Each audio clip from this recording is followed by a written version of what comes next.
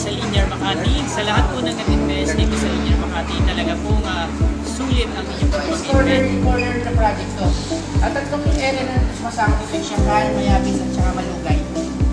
Tatlong may dalawang may entrance sa yung tower dito sa kabila. Pupunta natin siya. Pwede natin siya i-access. Okay.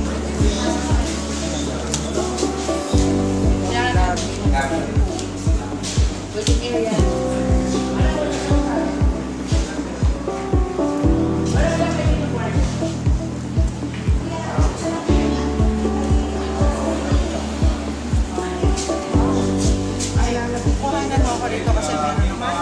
Tsaka po sa nila bawat area meron siyang gano'n. May isa po.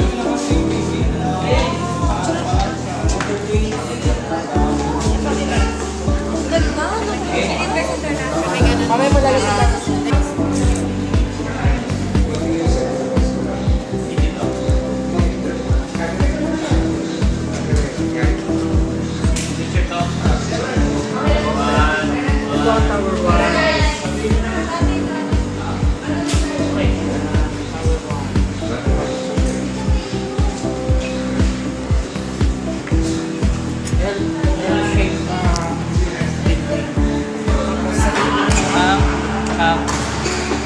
covered court ng Linear Makati.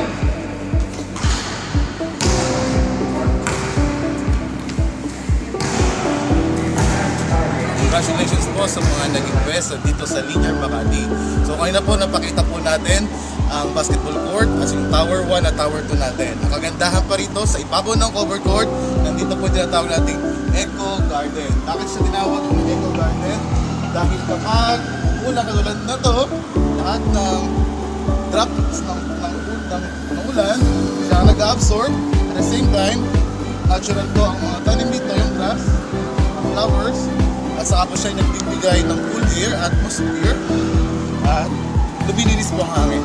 So, dahil nandito tayo sa Makati, ang Central District business, nandito lahat, kaya napakaswerte po ng mga nag-invest. Congratulations.